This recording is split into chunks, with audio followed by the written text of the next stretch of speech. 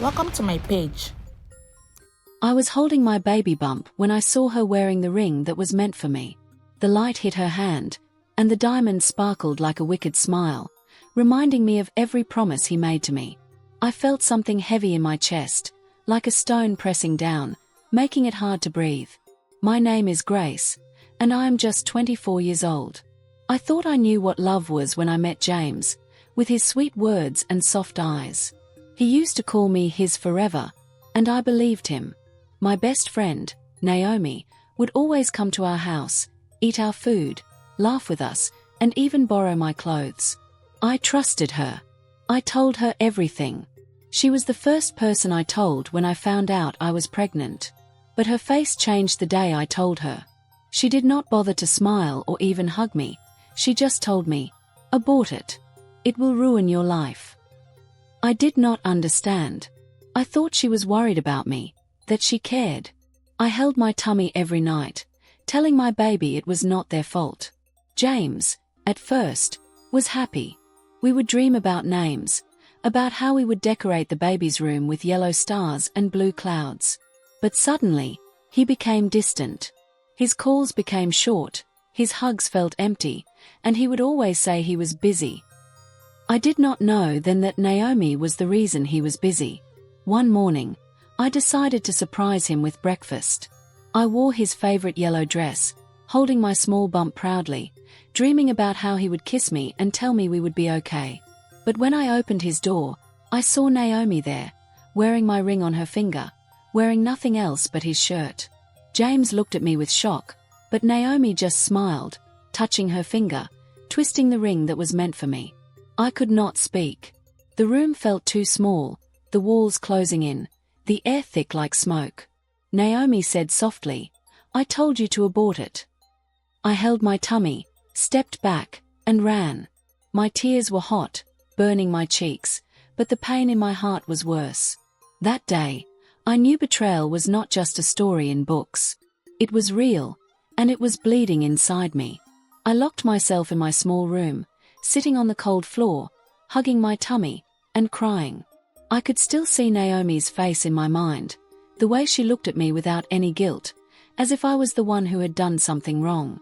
I remembered how we used to share secrets, how we would sit together eating ice cream, and dream about our future weddings. I never thought she would take my dream and turn it into my nightmare. James tried calling me that night. But I did not pick up. I couldn't. How could I talk to him after what I saw?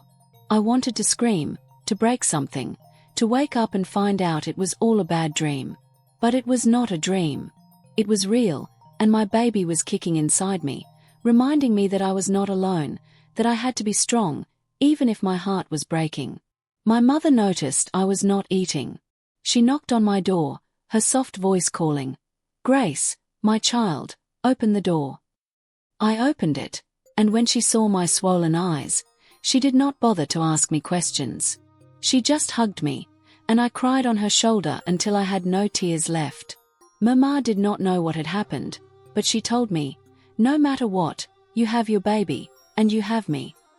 That night, I made a promise to my unborn baby. I will not leave you. No matter who leaves, I will not.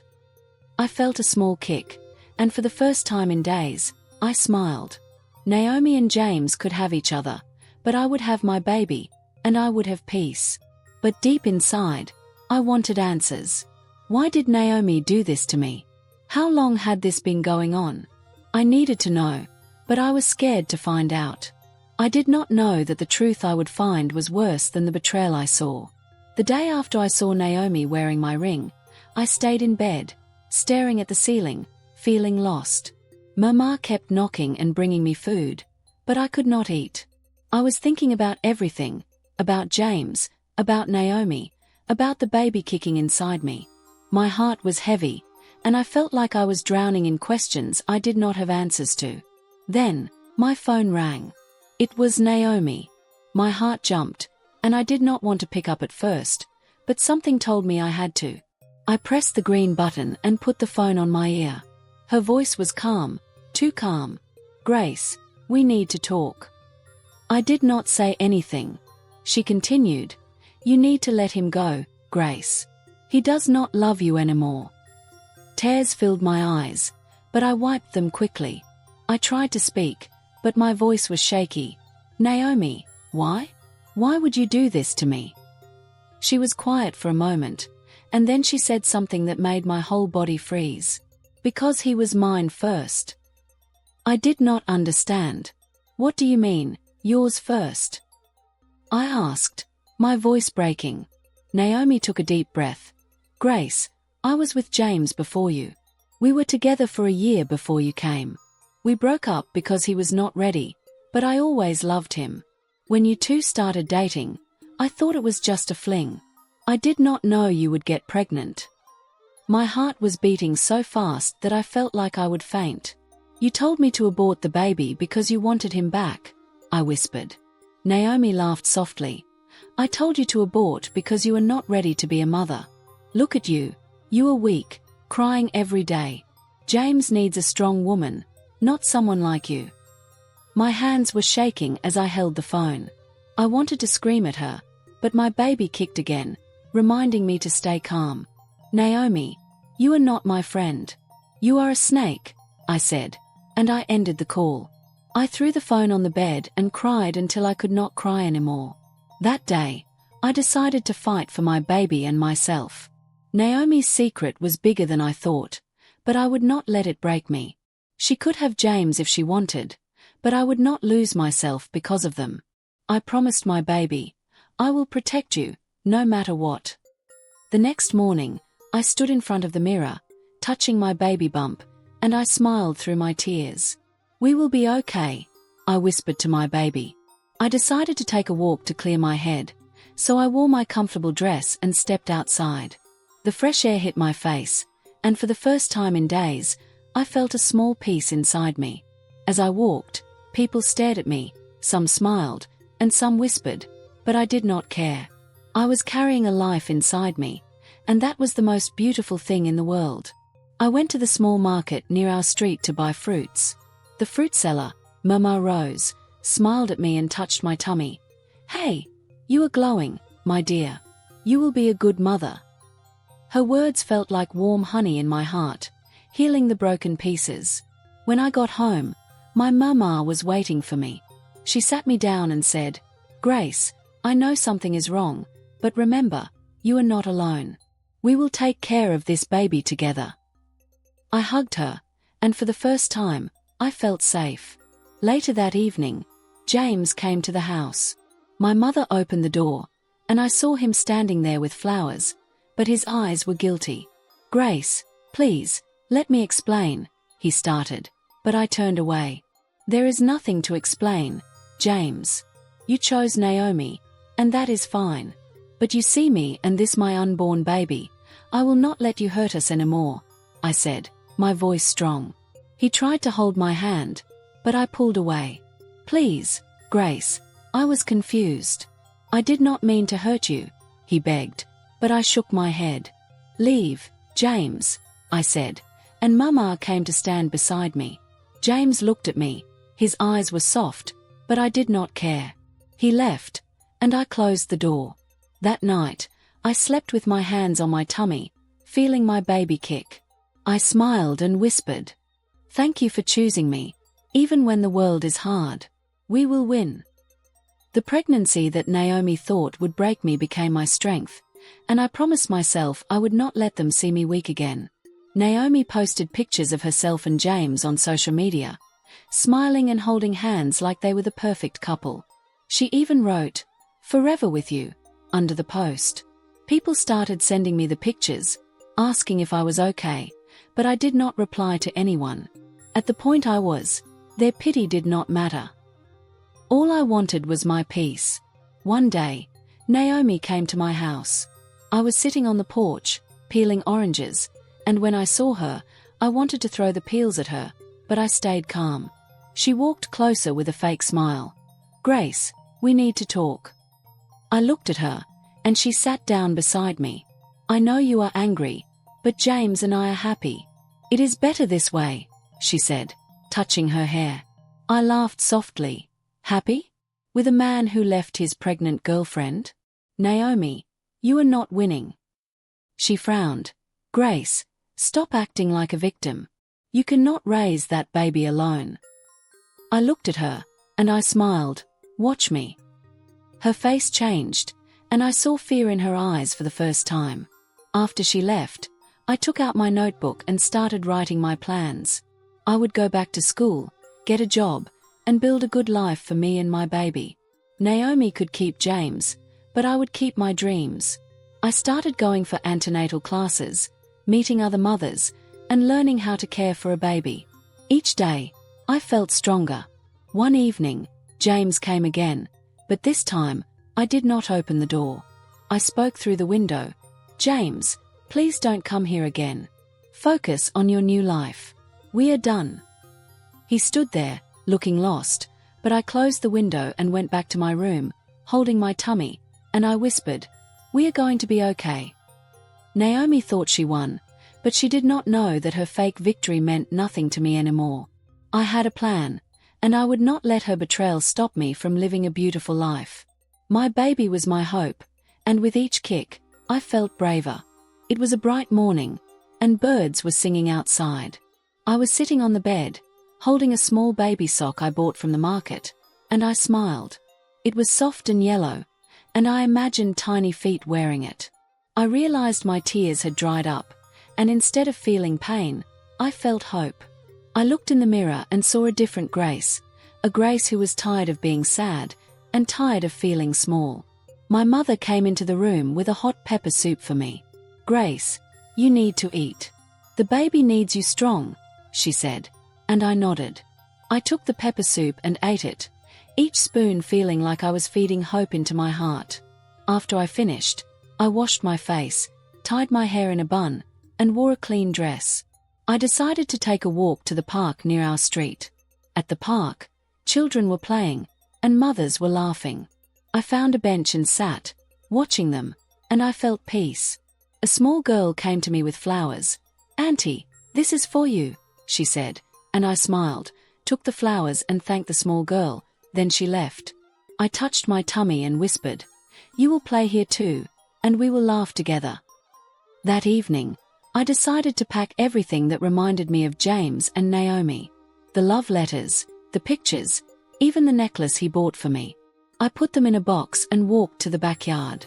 My mama followed me quietly, and we both watched as I set the box on fire.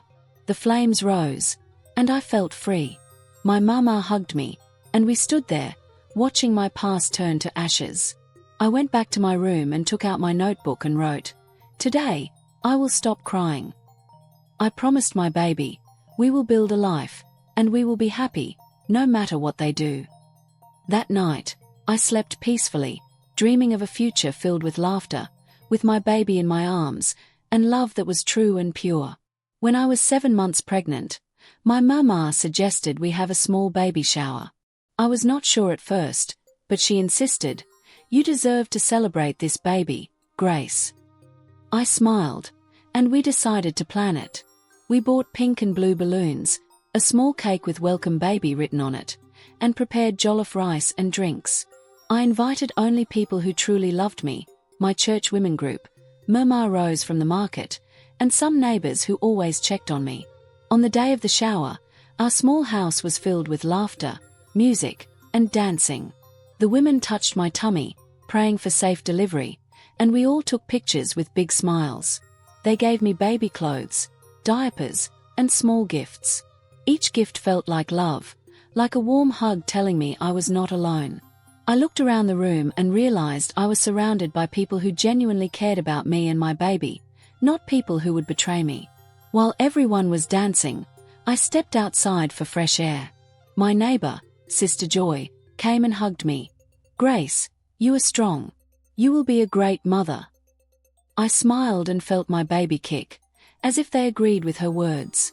At that moment, I decided that James and Naomi would not be a part of my baby's story. They were not invited to this celebration, and they would not be invited into the life I was building for my unborn child. I took a deep breath, feeling peace fill my heart, and went back inside to dance with my friends, celebrating the life growing inside me. One afternoon, Naomi showed up at our gate. Her eyes were red, and tears were rolling down her face. My mama called me, and I came out, standing at a distance. Naomi fell on her knees, crying, "Grace, please forgive me." I stood there, frozen, wondering if this was real. "I'm pregnant," she said between tears. My eyes widened, and my heart started beating fast. James has been avoiding me, and he does not want to take responsibility. "I don't know what to do," she cried louder, her voice shaking. For a moment, I felt pity for her, remembering the many times we shared secrets and laughed together. But then, the memories of her betrayal flashed in my mind, and I felt anger boiling inside me. "Naomi, you told me to abort my baby so you could have James, and now you want me to help you?" I asked, my voice cold. Naomi crawled closer, grabbing my leg. "Grace, please, you are the only one I have now. I was wrong. Please help me." My mama came and pulled her away from me. "Leave, Naomi. My daughter does not need your drama." Naomi stood up, wiping her tears, and her face changed immediately. "You think you are better than me because you kept the baby? You will regret it, Grace." She turned and walked away, leaving me standing there, confused and hurt. That night, I could not sleep. I was thinking about Naomi's words. Was she truly sorry, or was it a trap? I held my tummy, whispering, "We will not let anyone break us. We will stay strong." I decided to protect my peace and not let Naomi back into my life, no matter how much she begged. A week later, James showed up at our house with tears in his eyes. My mother was outside, washing clothes. "I need to see Grace," he said, his voice trembling. My mother called me, and I came out, standing at the door with my baby bump showing proudly. "Grace, please, I made a mistake," he said, tears rolling down his cheeks. "Naomi lied to me, and now she is saying the baby is not mine. I don't love her. I love you. Please, take me back," he pleaded, reaching for my hand. I stepped back, looking at him, and I felt nothing. No love, no anger, just emptiness. "James, you chose her over me and our baby. You broke my heart," I said calmly. He fell on his knees. "Please, Grace, I will take care of you and the baby. Give me another chance." My mother came closer. "James, leave my daughter alone. She does not need you anymore." James looked at me. "Please, Grace, I will do anything." I shook my head. "James, it is too late. I have moved on, and you should too." James stood up slowly, wiped his tears, and walked away. He looked back one last time before disappearing down the street. I turned and went back inside. I felt so proud of myself for staying strong. That night, I wrote in my notebook, "I am enough. My baby and I are enough." I felt my baby kick, and I smiled, knowing we were on the right path. It was early in the morning when I felt the pain in my lower belly. It was sharp, making me bend over and grab the edge of the bed. I called my mother, and she rushed into the room. Her eyes were wide with concern. "It is time," she whispered, helping me stand up. The pain came again, stronger, making me cry out. My mama held my hand. "Breathe, Grace, breathe." She rushed me to the hospital, and the nurses took me to the delivery room. The pain was like waves, coming and going, making me sweat and cry, but I kept whispering, "We will be okay." Hours passed, and the pain grew stronger, but I did not give up. I thought about all the struggles, the betrayal, the heartbreak, and I used that pain as strength to push. My mama held my hand, praying softly, "Lord, help my daughter." Then, I heard the loud sweet cry, the beautiful cry of my baby. Tears rolled down my cheeks, and I smiled. The pain was forgotten. Nurse placed a small, warm baby on my chest, and I looked at the tiny face, the tiny fingers, and the soft black hair. "Hello, my love," I whispered, kissing my baby's forehead. At that moment, I knew every pain, every tear, and every heartbreak was worth it. I was now a mother, and my baby was the most beautiful gift life had given me. The nurse wrapped my baby in a soft blue blanket, and I held him close as my mother helped me into the car. The drive home felt different, like I was entering a new chapter of my life. When we reached home, my mama opened the door, and the smell of freshly cooked soup welcomed us. Neighbors came to see the baby, bringing small gifts and blessings. Mama took the baby while I rested, and I watched her rocking him, singing softly, "You are welcome, little one." My heart felt full, and for the first time in a long time, I felt truly happy. At night, I stayed awake, watching my baby sleep, his small chest rising and falling with each breath. I touched his tiny fingers, and he held onto my finger tightly, making me smile. "You are safe now, my love," I whispered. Naomi showed up again, carrying a bag, her eyes swollen, looking like she had not slept for a while. "Grace, please, I need to talk to you," she begged. I held my baby tighter, feeling protective. "I have nothing to say to you, Naomi," I replied calmly.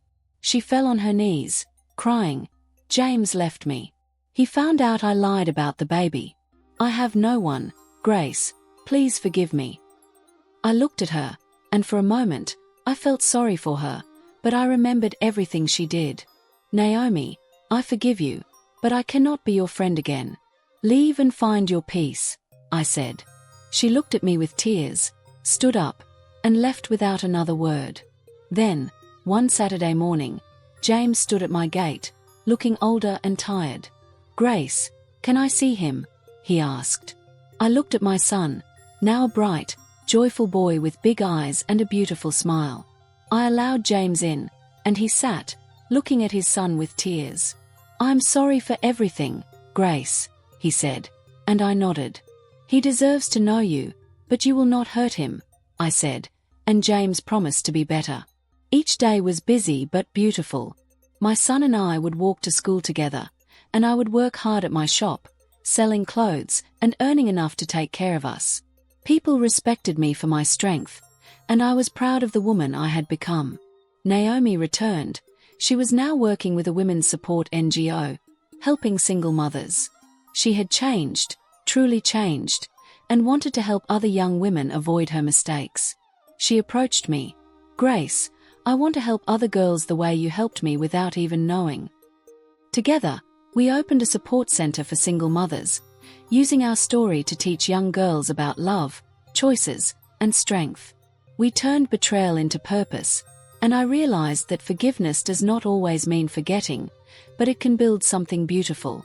And so, the woman who told me to abort my baby became the woman who helped me save others. This story teaches us that, sometimes, the people you trust most will betray you, but that does not define your worth. You can still rise, protect your peace, and build a beautiful life. Betrayal does not have to break you. It can shape you into a stronger, wiser, and braver version of yourself. I hope you enjoyed the story. Until next time, this is Rietta. If you like what I'm doing, please subscribe, like, share and comment below so that I will know your opinion. And don't forget to hit the notification bell so that you will be the first to know when the next video drops. Peace out.